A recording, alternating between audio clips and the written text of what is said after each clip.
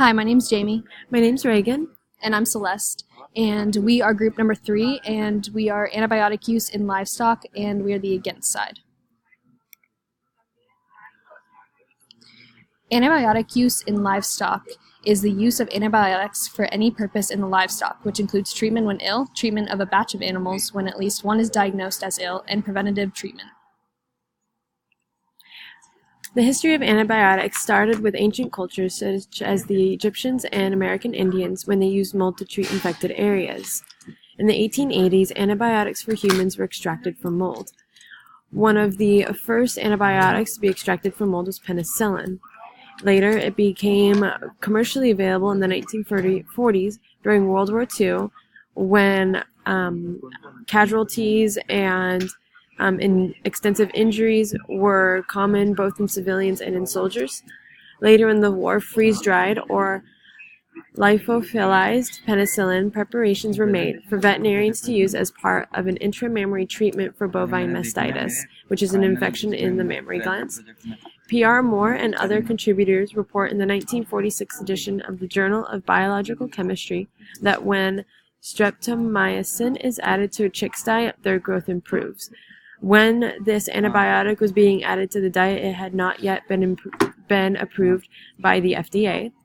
Finally, in 1951, the FDA approved the first antibiotics to be used in feed for increased growth. Later in the 20th century, livestock and poultry industries began to incorporate antibiotics in their practices. Before the antibiotics were used towards diseases, they were used to eliminate bacteria in the digestive tract that inhibited digestion.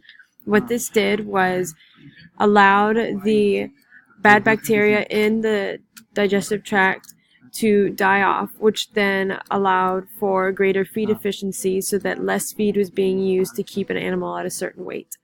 Antibiotics were then used primarily in large corporations that had a greater number of animals in confinement. The reason for using them in large corporations was a greater number of animals were contained in smaller areas and therefore had greater contact with one another and could spread diseases more easily.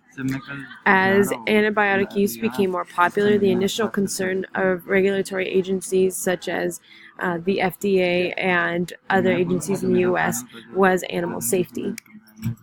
While some antibiotics were used to treat diseases in livestock early on, the use of antibiotics was more popular when used to improve animals' growth or an animal's performance. The range of antibiotics that improved growth, performance, and feed efficiency proved to control endemic diseases in large groups of animals. Even though the main concern of agencies was animal safety, as they learned that the safety of the animal wasn't jeopardized, they also learned that human safety was at risk. In 1969, experts from the UK concluded that the use of antibiotics in feed were contributing to antibiotic resistance in humans. The problems with antibiotic use in livestock starts with antibiotic-resistant bacteria. About 23,000 people in the United States and 700,000 people globally die each year of antibiotic-resistant infections. These infections are hardest to treat in vulnerable groups like cancer patients and in poor countries that don't have the technologies and medicines to combat more complex infections.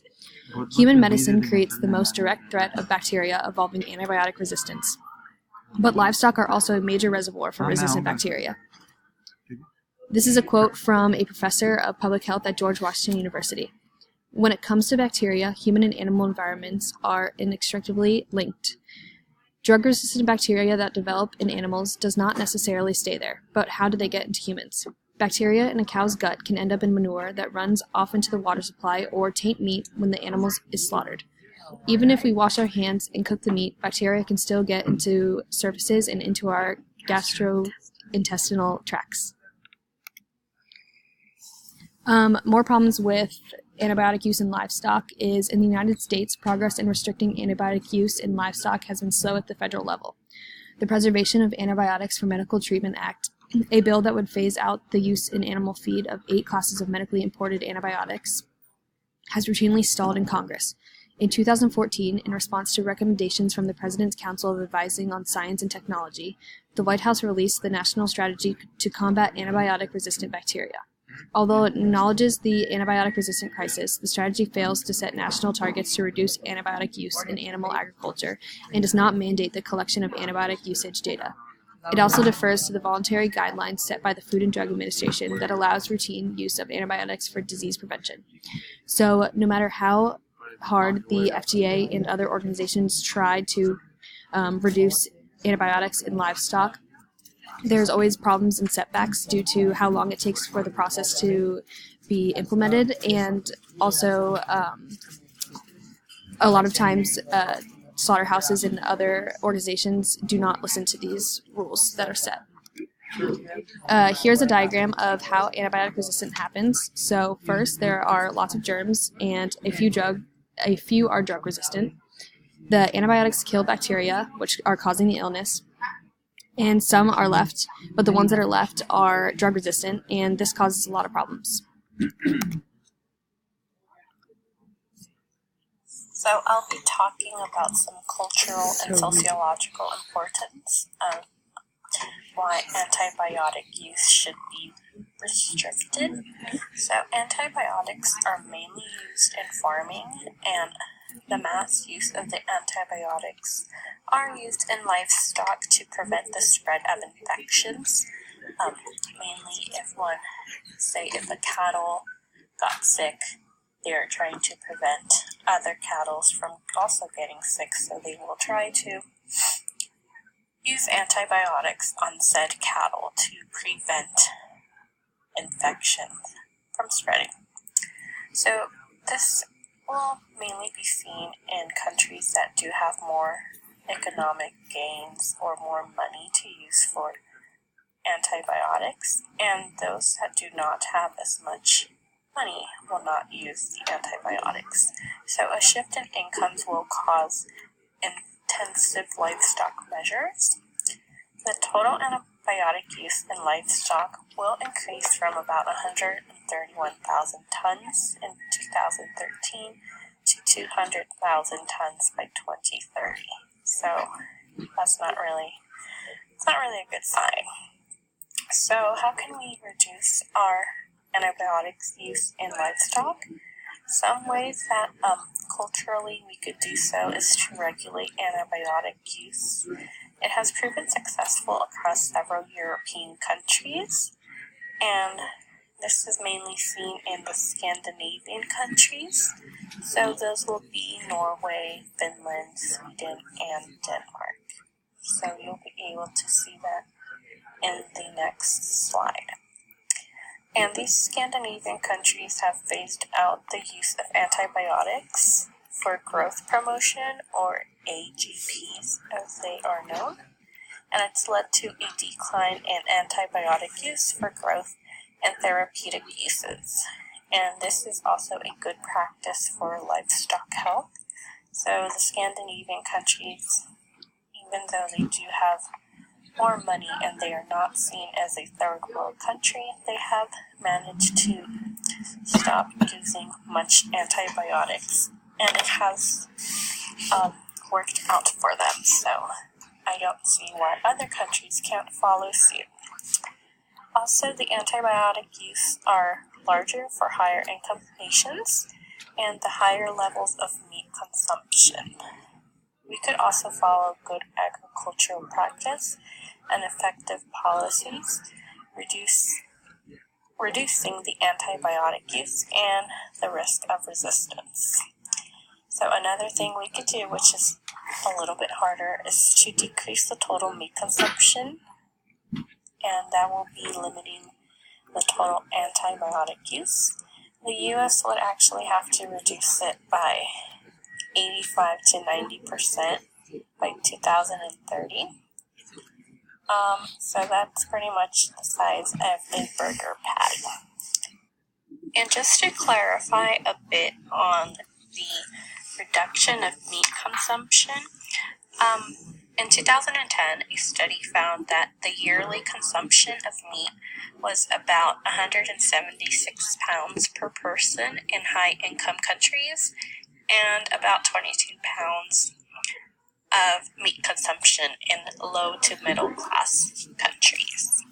In this next slide, you could see that the countries with the highest level of antibiotic use in livestock are Spain and Italy.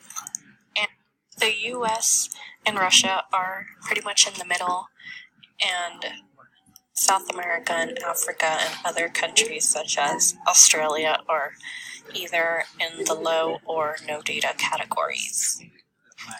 For the ethical aspects of antibiotic use in livestock, we know that there are a lot of animal rights groups, and in 1993, the Farm Animal Welfare Council created the Five Freedoms, which is used mainly for guidelines and practices. And some of those guidelines is to have animals remain uncompromised.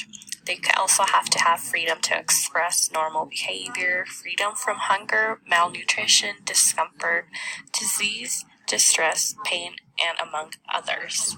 So the interpersonal human-animal relationship is better care and consideration for all animals, even farm animals, and the ethics of caring about animals plays a central part in discussion. The public perception does not equate to optimum standards for food, animal health, and welfare. Here are a couple of current events that have happened in the past few years. So I will read a few. Antibiotics, crucial to human medicine, are still being used in unacceptable quantities on U.S. livestock farms, despite rules brought in last year to curb their use and combat the spread of deadly superbugs, and that was pretty much explained in the problems with antibiotic use in livestock before. Another interesting current event is that the new rules aim to ensure antibiotics were only used when medically necessary, but tests on livestock slaughtered at dozens of U.S. meat packaging plants, including some operated by major processors such as Tyson, Cargill, and JBS, found critical antibiotics were still in the use in many meat supply chains. There had been no reduction in the number of antibiotics found in samples from the year before the regulations came into effect. Another current event was that the data obtained by the Bureau and Guardian showed that 13 separate antibiotics classed by the World Health Organization as critically important to human medicine were still being used in meat supply chains. Of these, 9 are classified as being highest priority, critically important.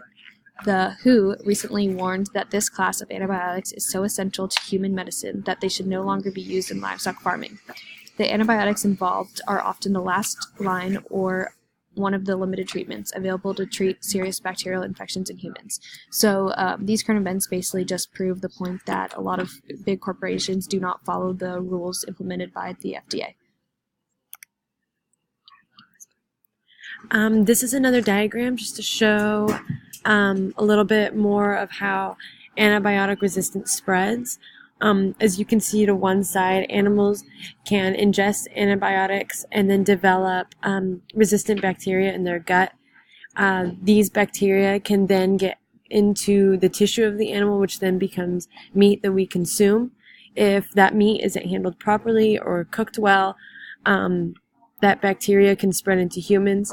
Many cases that you see are beef and pork that aren't cooked right, which then cause food poisoning, or with chicken, it can lead to salmonella if the chicken isn't cooked all the way through. Another way is through fertilizer or water getting into our crops. So then when we get vegetables from the store, some of the fecal matter that may still be on those vegetables can get into our system and cause us to be sick. One recent incident was with romaine lettuce. They had to call back the romaine lettuce because there was E. coli, which was in the dirt that the lettuce was grown in, which could have come from an animal or from some other source. This is a diagram that shows the percentage of animals in the U.S. that consume antibiotics, and then how much of those animals are then consumed by humans. We have reached the end of our slide, which means we now have our group opinion. So after all this information and concluding all of the evidence that we've gathered, our group has reached the consensus that the use of antibiotics in livestock